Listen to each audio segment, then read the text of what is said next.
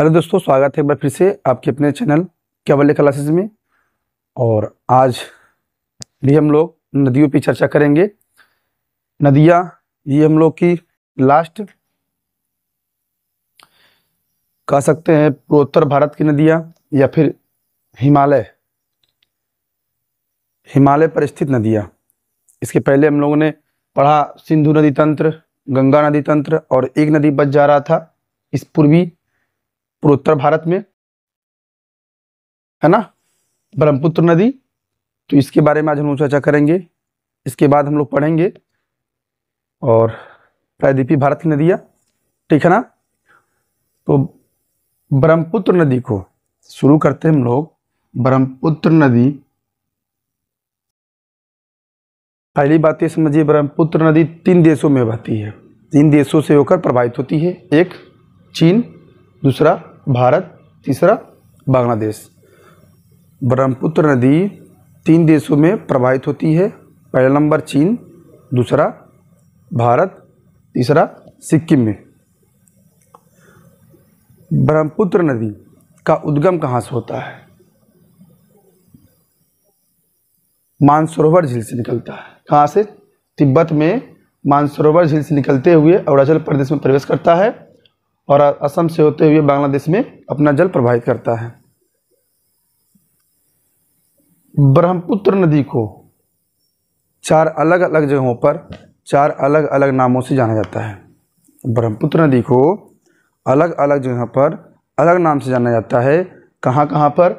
चीन में सांगप्पो, अरुणाचल प्रदेश में दिहांग, असम में ब्रह्मपुत्र, और बांग्लादेश में जमुना नाम से, बांग्लादेश में जमुना नाम से जाना जाता है।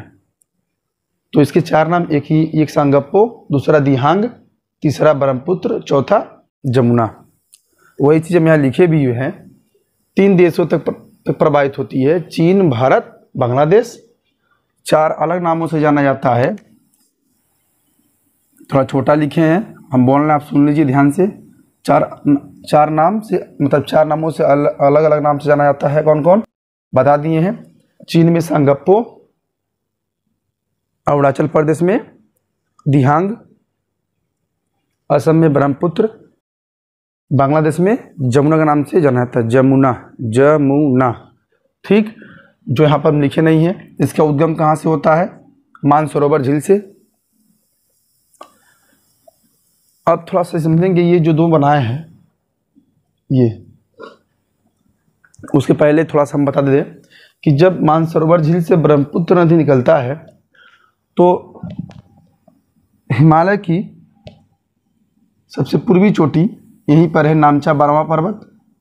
नामचा बरवा पर्वत से होते यूं टर्न होते हुए जब असम में प्रवेश करता है तो यहाँ बृहद हिमालय को काट कर, यही बता देते हैं, ये बृहद हिमालय है ना, बृहद हिमालय को काट कर अरुणाचल प्रदेश में प्रवेश करता है। तो यहाँ पर एक गार्ज का निर्माण होता है। इसका गार्ज नदी यहाँ बह रही है, ब्रह्मपुत्र नदी। गार्ज क्या होता है? पहाड़ों या पर्वतों को जो नदियाँ क्या करती है, उसको काट कर, घाटी बनाकर, सकरे बनाकर, है ना, इस तरीके से नदियाँ कहाँ बह रही है? इधर ये बृहद हिमालय का हिस्सा है, ब्रह्मपुत्र नदी इसी में प्रवाहित हो रही है। तो इसे कहेंगे हम लोग गार्ज। तो कौन सा गार्ज? यहाँ हो जाएगा दिहांग गार्ज। दिहांग गार्ज कहाँ स्थित है? अरुणाचल प्रदेश में, ठीक है ना। अरुणाचल प्रदेश में 2 नदियाँ,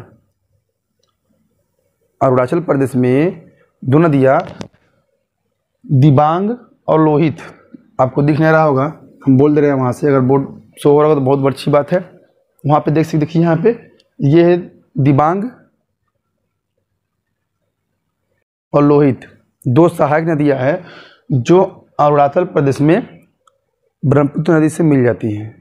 अरुणाचल प्रदेश में ब्रह्मपुत्र नदी को दिहांग नदी गार्ज कौन बनाता है? दिहांग गार्ज। अरुणाचल प्रदेश में 2 सहायक नदियाँ दिबांग और लोहित, ये ब्रह्मपुत्र नदी से मिल जाती हैं। हम ब्रह्मपुत्र नदी से नाम दे रहे हैं क्योंकि ब्रह्मपुत्र नदी तो असम में नाम दिया गया, लेकिन हम लोग जानते हैं ब्रह्मपुत्र नदी के नाम से इसलिए ही हम ब्रह्मपुत्र नदी बोल रहे हैं, ठीक है ना।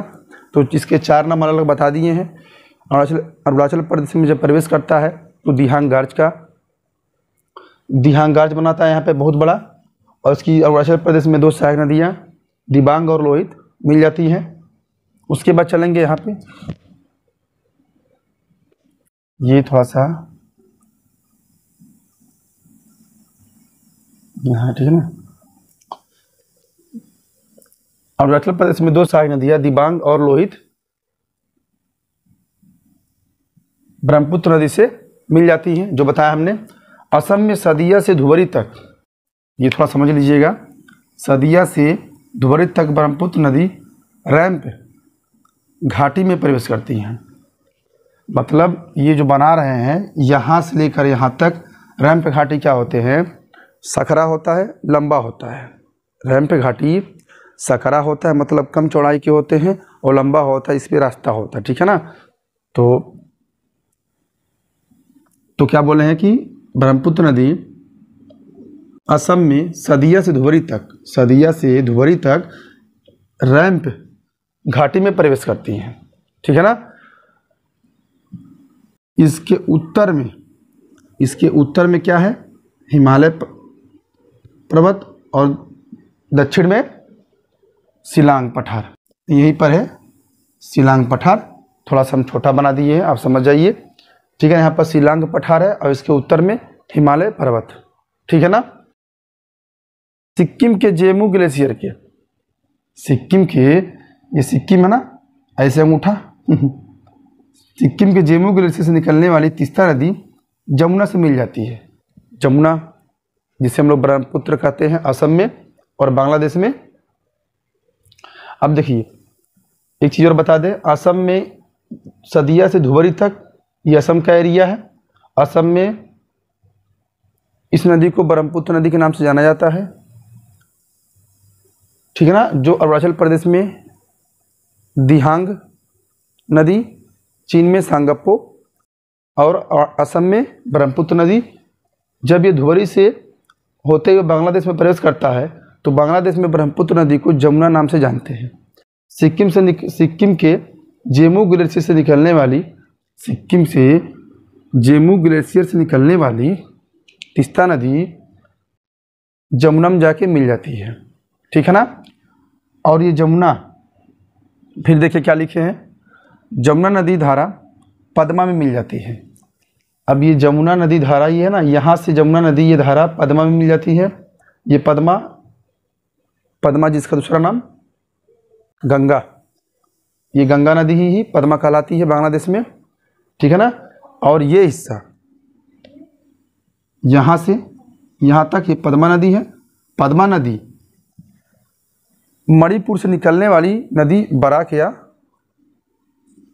जब बांग्लादेश में पद्मा नदी से मिलती है तो इसको मेघना नदी के नाम से जाना जाता है या कहते हैं।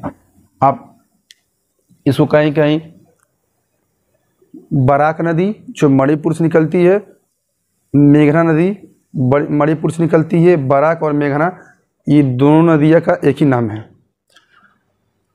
जब बराक नदी मणिपुर से निकलती है और पद्मा नदी से मिल जाती है तो मेघना नदी, और ये जो शाखा है ये मेघना नदी की शाखा है।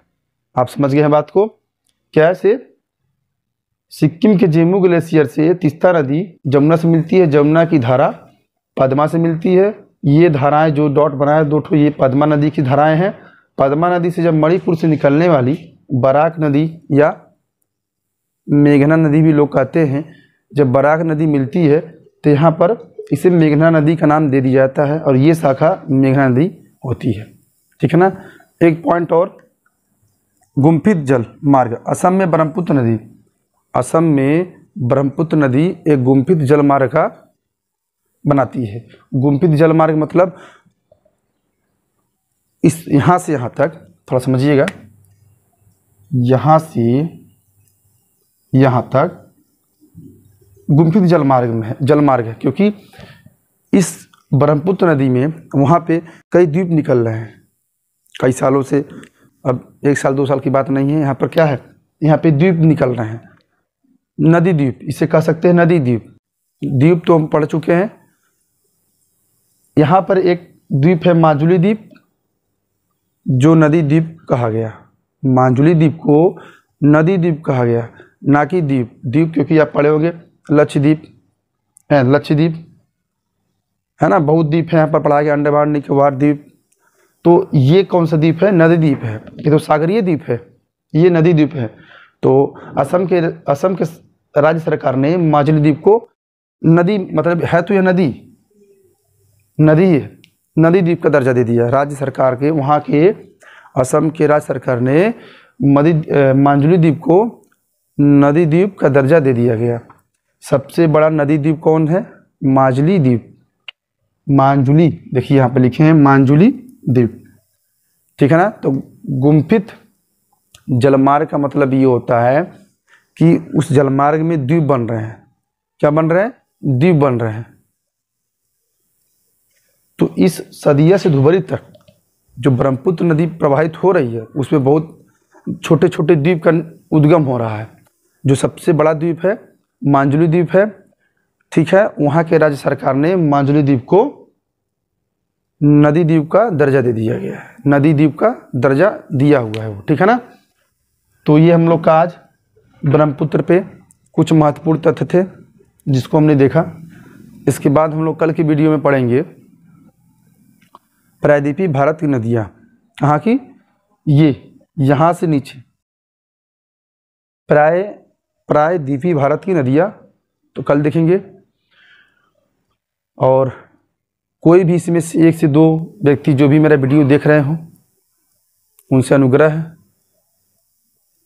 कि वीडियो बहुत अधिक शेयर करें, कि ज़रूरतमंदों को इसकी बहुत ज़रूरत है। क्योंकि अधिकतर हम देख रहे हैं अपने वीडियो को लोग क्लिक करके चले जा रहे हैं। अब जो भी हो 40 लोग में से यदि 1 लोग कोई भी पूरा वीडियो यदि मेरा देख रहा हो, तो उनसे निवेदन है कि इस वीडियो को अधिक से अधिक, जो भी आपके ग्रुप हो, अधिक अधिक लोगों के पास पहुंचाइए, जिससे कुछ सहायता प्रदान हो सके जिनको ज़रूरत है, ठीक है ना।